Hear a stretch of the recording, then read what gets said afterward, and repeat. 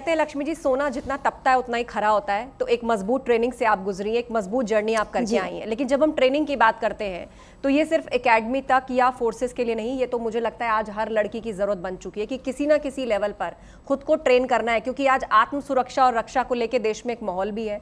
और ये कोई नई बात नहीं है, हम दशकों से इस पर चर्चा करते हुए आ रहे हैं। चाहे वो घर से बाहर निकलने की बात हो, वो मार्केट जाने की बात हो, वो वर्क प्लेस जाने की बात हो, कहीं भी किसी को भी किसी तरह की ट्रेनिंग, सुरक्षा, आत्मरक्षा की जरूरत पड़ती है। तो आज बदलते सिनेरियो में आज टेक्नोलॉजी बहुत हाई है, लड़कियां आउटगोइंग है, वो कल्चर नहीं है कि 9 to 5 जॉब्स है। ये 9 to 5 रात वाला भी हो सकता है, ये 12 से 9 भी हो सकता है।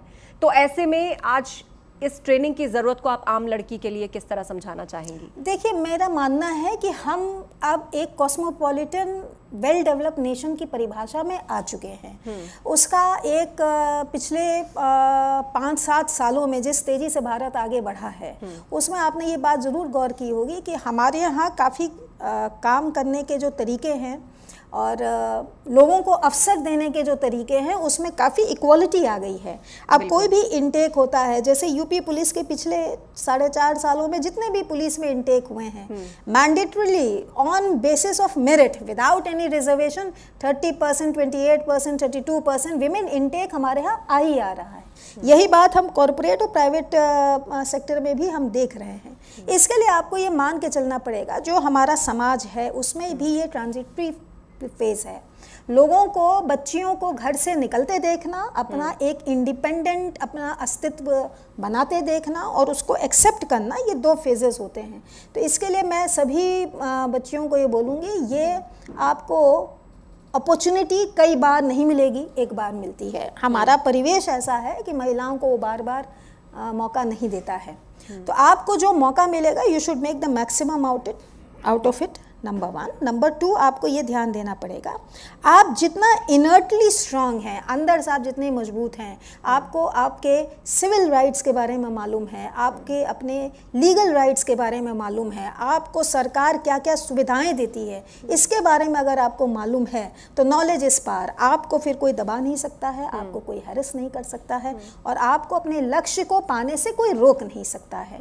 ये आपको हमेशा ध्यान रखना पड़ेगा। और मैं इसको एक एग्जाम्पल से आपको समझाऊंगी कि आप के काम करने के परिवेश में जितनी आपकी पहले की पीढ़ी की महिलाओं को जो उन्होंने दिक्कतें देखी होंगी, जो परेशानियां महसूस की होंगी, इसके निवारण के लिए बीएनएस में जो भारतीय न्याय संहिता आई है, उसमें एकदम से इतना इजी हो गया है। पुलिस के लिए भी इजी हो गया है, पब्लिक के लिए मतलब लॉज जानना इजी हो गया है, या उनके लिए बहुत सेंसिटिविटी जो है वो लॉज में उसके प्रोविजंस हैं, उसमें प्रोविजंस के माध्यम से ही मैं बोलना चाह रही थी कि जो छोटे छोटे क्राइम हैं जिनके लिए पहले के लॉ में आईपीसी में कोई धारा ही नहीं थी और हम लोगों को बहुत स्ट्रगल करना पड़ता था कि इसको एक स्वैपिंग धारा के अंतर्गत ला के रख दीजिए। अब आपके पास स्टॉकिंग के लिए धारा है, कोई आपको झांसा देता है और आपसे संबंध बनाता है, आपका हैरासमेंट करता है, उसके लिए धारा है, कोई राह चलते आपको ईव टीजिंग कर देता है, उसके लिए अलग धारा है। वर्क प्लेस में जो आपके प्रोटेक्शन का कस्टोडियन होता है, वो अगर कस्टोडियन आपकी रक्षा करने में असमर्थ हो जाता है या आपकी प्ली को नहीं सुनता है, उसके लिए अलग से धारा है। तो सरकार ने काफ़ी इस नए कानून के माध्यम से महिलाओं को सक्षम बनाया है, सशक्त बनाया है और उनके राइट्स की रक्षा करने की दिशा में अभूतपूर्व कदम उठाया है। Only thing is we should be well aware of that. वो हमें मालूम होना चाहिए, इजीली अवेलेबल है। और आपको जो सुप्रीम कोर्ट की विशाखा जजमेंट है, बहुत सालों से विशाखा जजमेंट की हम लोग बात करते आ रहे हैं और उसके माध्यम से हम लोग इसको प्रतिपादित करते आए हैं कि वर्क प्लेस में किसी विमेन फोक का हरासमेंट अगर हमें रोकना है तो विशाखा कमेटी के गाइडलाइंस के अनुरूप उसमें कमेटियों का बनना अनिवार्य किया गया है। गवर्नमेंट आज की तारीख में पॉश एक्ट ले आई है, prevention of sexual harassment at work place का एक्ट ले आई है। उसमें वो मैंडेटरी करती है कि किसी भी private sector, public sector, mix sector, corporate हो, एमएनसीज हो, कहीं भी हो, अगर इंडिया के उस पर डोमेन के ऊपर उसका ऑफिस इस्टेब्लिश्ड है तो उसके कार्यालयों में पॉश के लिए आपकी कमेटी बनाना ज़रूरी है। उस कमेटी का प्रचार प्रसार कराना ज़रूरी है ताकि ऑल एम्प्लॉयज़ वेदर मेल और फीमेल, पुरुष हो या महिला हो, उनके लिए जानना जरूरी है कि कमेटी का प्रावधान जुड़ा सवाल है। पॉश को लेकर एक परसेप्शन ये भी है कि इसमें कितनी सज़ा होती है।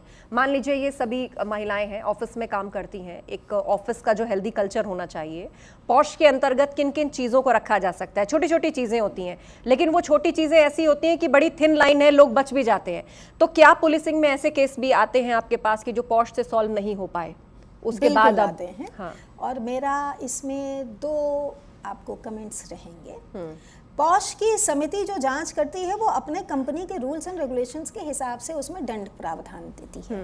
अगर हम ये पाते हैं कि हाँ किसी महिला का हैरेसमेंट हुआ और कमेटी ने अपनी रिपोर्ट दी, तो पुलिस को तत्काल नोटिफाई करना उसका उत्तरदायित्व है। तो पुलिस भी क्या उसी पॉश रिपोर्ट के आधार पर इन्वेस्टिगेट करती है? नहीं, हमारा जो इनिशियल बेस होता है वो पॉश कमेटी की रिपोर्ट होता है, लेकिन इन्वेस्टिगेशन में वी टेक इनटू कंसिडरेशन और क्योंकि जो भारतीय साक्ष्य अधिनियम है उसकी जो धाराएं हैं वो आपकी पॉश कमेटी पर उतनी स्ट्रिक्टली लागू नहीं होंगी, लेकिन हमारे इन्वेस्टिगेशन के लिए वो सारे एविडेंसेस जिसको आप ने कहा हो और पॉश कमेटी ने ये कहा हो कि ये तो बहुत छोटी सी चीज़ है, हम उसको भी इनकॉर्पोरेट करने में सक्षम है, उसके अनुरूप कार्रवाई करने में सक्षम है।